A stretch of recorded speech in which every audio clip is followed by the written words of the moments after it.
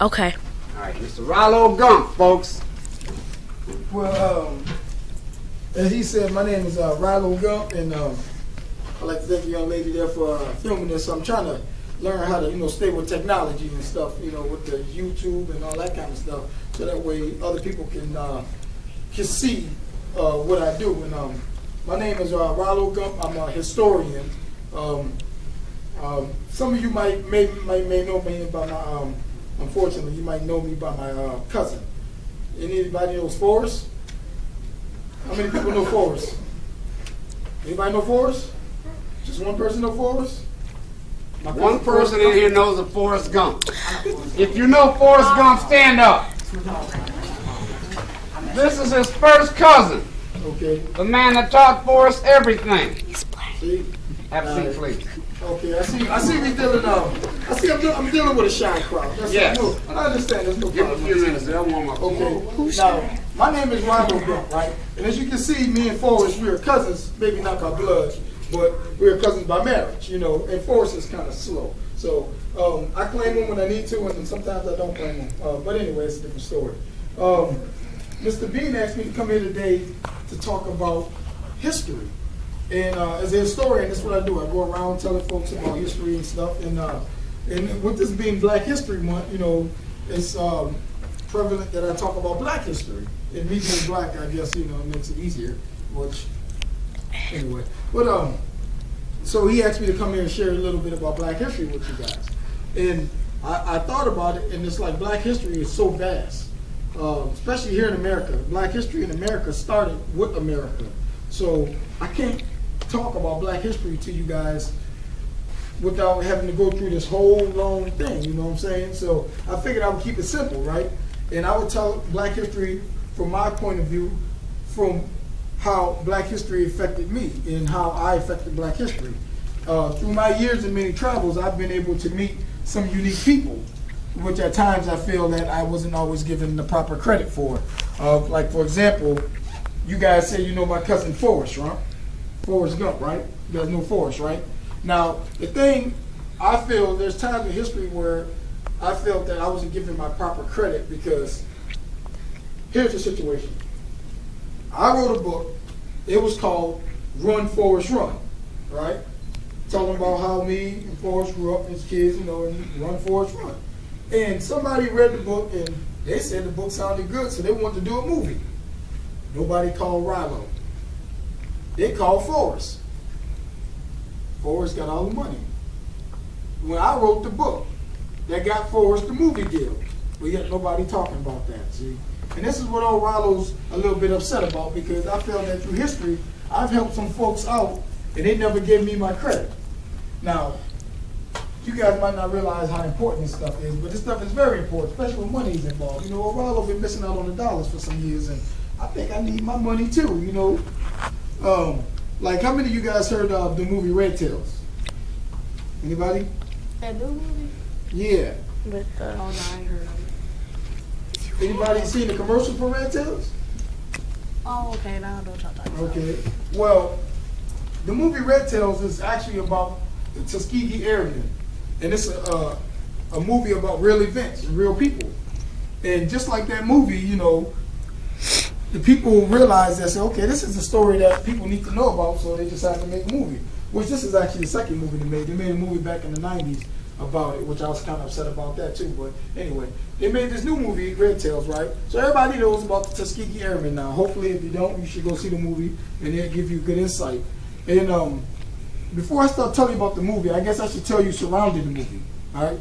The movie is about black pilots, right? And the movie is from the World War II era. And I don't know if you guys are familiar with this, but in the 1940s, World War II was in 41 to 45. In the 1940s, in this country, America still had some issues. They didn't want to acknowledge black people as being equal. So you had times when you had what they call segregation in the South, right? And the segregation, it was based off a lot of ignorance too. So. And I'm glad, that's why I'm glad nowadays, as we learn more, people learn more about other cultures, it's easy not to do some of the things we did in the past. Because in the past what happened was folks didn't really want to know about other folks. So if you don't know about other people, you kind of tend not to want to deal with them sometimes. So what you would see happening is they had certain people who didn't think black people were on their level. So you had white water fountains, you had black water fountains. And in the 1940s in the U.S. military, which the military was mirror image of the society, the military was segregated. That's what they call when they take and put whites here, blacks here. So at the time in the 1940s with the segregated military, black folks were not allowed to fight in battle. They weren't allowed to fly planes. So you had a group of black men who said, well, we can fly and we can fight. So they what they did is they set up an area called Tuskegee, right? Now this is where Rylo comes into play. Now me myself, I went to go to college, right? And then that time, in that day, as a black man, if you were in the South and you went to go to college, you had to go to which was called the HBCU. Anybody ever heard of HBCU? It stands for Historically Black College and University. Have anybody ever heard of Southern University? Grambling University? Florida A&M? Tennessee State? Jackson State? Any state? Okay. Well, these universities are more prevalent in the South because, you know, that was where a lot of you blacks. Up here in the North, you had blacks who could go to school, but not really. It was kind of a, up in the North, it wasn't segregation legally. It was segregation socially. So down South, if I wanted to go into a restaurant, they would have a sign that says whites only. Up here in the North, if I wanted to go to a restaurant, they didn't have a sign that said whites only. It just would be some big guy at the door telling you this is not your place. You know, so a lot of times when you went to school, you had to go to schools that would accept you, and HBCUs would accept you. So me, myself, I decided to go to Tuskegee University, which is in Tuskegee, Alabama. And at the time when I was in school in the 1940s, which I know I look good for my age, thank you, but they had a program over in Tuskegee at the military base called, I can't remember what it was called, but what it was set up to teach young men, young black men, how to fly planes so that they could, you know, fight in the military. When they originally set this up, it was set up just to kind of give them something to do. They didn't really think that men were ever going to fight or even fly a plane, but they figured, well, we would at least set it up to where the guys who were complaining, we give them, you know, we could shut them up, kind of. So I went to Tuskegee University, and while at the university, I was majoring in barber, hair care. You know, so I can go to school. I want to go to school to be a barber. You know, because I have to do something to keep this fro looking nice. And at that time, see, you know, things have changed so much. You know, because in my day, you know, it was all about the hair. You know, your fro had to be nice, fried dye laid to the side. You had to have the right amount of sheen in there. Had the right shine. My stylist right now is on vacation, so it's kind of a little bad, but you know, I'm working on that. But anyway, so I dropped out of school, opened up a barbershop, and they had this guy named Benjamin Davis. He used to always come into my barbershop, and Mr. Davis used to always talk about this program at the Tuskegee Institute, how they were learning to fly planes, they were learning to fix planes and stuff like that, right? So, you know, it's barbershop. Anybody ever been to a barbershop? Anybody ever been to a hair salon? So you know how hair salons and barbershops work. People talk trash, you know. And so, you know, we would always talk trash, and that's what we do. And, you know, Mr. Davis would come in there, he'd be telling me, yeah, man, we gonna, you know, they're gonna let us fight. They're gonna send us to Africa and let us fight in World War II against the Germans and stuff like that, right? You know, I used to be like, you know, just, you know, trying to get his money. So I'm like, yeah, okay, Ben, yeah, you know. And so Ben got to talking one day, and he says, hey, they finally let us get our own group. It was called the 332nd Airborne, which they took a bunch of other little small groups and made them one big group. And it was consisted of all the black pilots, because remember, the military was segregated, so blacks could only be together. So they got this group of all black pilots together, and they told them, we're going to send you over to North Africa. And I remember Ben was so excited. He was just every day coming to the barbershop. That's all he talked about. You know, he's getting ready to go to Africa to fight. You know what I mean? I'm like, yeah, you going back to Africa? You know, you better watch it. They might keep you over there. You know, never mind. But anyway, so they went over there and they fought, and much to my surprise, they did well. They ran a whole bunch of missions, over 200 missions, I think. And what they would do is these pilots. You had different pilots that did different things. Some pilots had to fight. You guys ever heard of a bomber plane? Anybody ever heard of a bomber plane? Anybody ever heard of a bomb? Anybody? Everybody? Somebody? Oh, okay. That's a tough crowd, but anyway. The bomber planes, you know, were the big planes that would just drop bombs. That's all they do. They just drop bombs.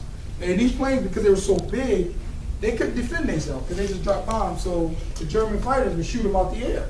So they needed what they call was an escort. You know, you guys, everybody know escort is, right? Yeah. I'm sure some of you guys might have had an escort to the homecoming dance this year. Anybody go?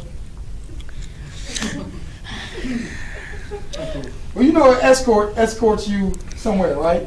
They make sure that you get there, get home, go to the dance. You know, ladies, don't dance with no boys.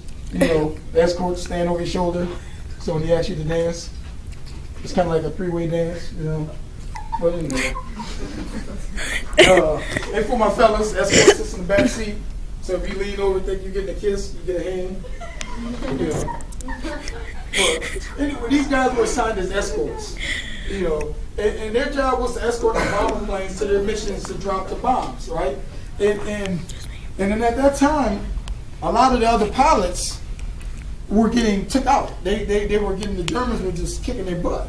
So America was like, okay, we getting whipped. We got these black pilots. We losing too many young white pilots.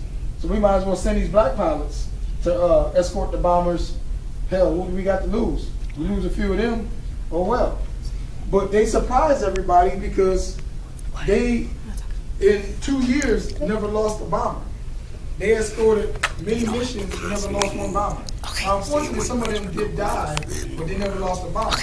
So that was, you know, a big historical moment because here it is, a group of guys who nobody thought could fight, got into the fight, and did better than anybody ever, you know, expected them to do, you know.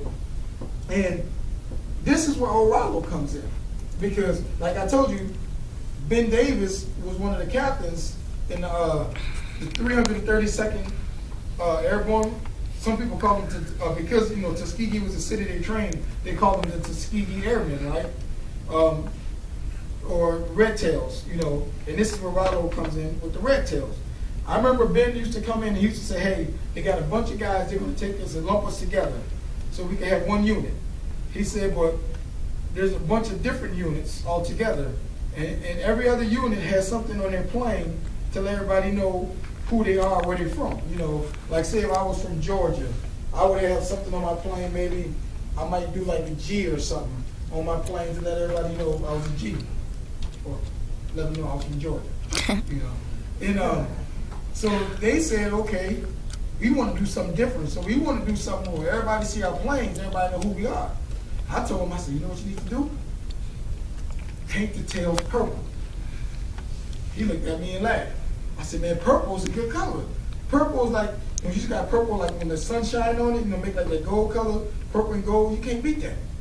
You know, oh, I forgot purple and gold. What is this? Basic Western? Oh, I'm sorry, Central. Colors, brown and gold? Purple and gold. Oh, you got purple and gold. That's good, good. See, so you guys know how good purple and gold looks together, you know. Oh, and that's all I said, you no. beat purple and gold, you know what I mean? So you guys with the Warriors? You know, We're the Wolves, Bay City Central. oh, I'm sorry. Los Lobos. Those Lobos. That means wolves. Okay. I know that. All right, okay. My Spanish is very weak. Very. Mine is muy Okay. excelente. I know Spanish. Hablo no español. You know, speak it. Especially when somebody talking to me, I don't want to talk to you. I know there's no English. You know, until they talk Spanish, then I'm lost. Anyway, getting back to what I was saying, it's like you have different clubs, right? Like Bay City has different schools, right? So we have established that you guys aren't the Warriors, right? We are the You Wolves. say Wolves? Okay, I almost called you Cougars. Okay, so you guys are the Wolves, right? And like, but all you guys are Bay City schools, right? So if I say in Bay City School, you guys say, well, we the Wolves, and the Cougars say they're the Cougars, and the Warriors say they're the Warriors, right? Or the Bobcats say they're the Bobcats. Who are the Bobcats? Okay. Ugh. Okay. Well, anyway, so everybody, everybody like to represent. Everybody like to represent, where they're from. So the same thing. These guys, they wanted to paint their tails. So I suggested purple. For some reason, they painted them red. I don't really know why. Cause I said purple, and with Rylo don't know what he's talking about. So, but I didn't like the idea that once they decided they wanted to make a movie about this, that in the movie nobody never mentions how Rylo was the one that told them to paint the tails. Now, yeah, they painted the tails red and they became famous, known as because the German fighters didn't know what to call them, because all they knew was these planes with red tails were kicking their butt. So they they became known as the Red Tails, and then or the Brown Bombers, kind of in a way. And the reason they called them Brown Bombers too, in a way, because they were black, and the Germans wasn't used to seeing black fighters. It was like that was unheard of. They was like, man, they supposed to be flying planes, But now I still, like I said, am upset because when they did this movie, this is the second movie they did about the Tuskegee Airmen, and not in one movie they mentioned Rylo.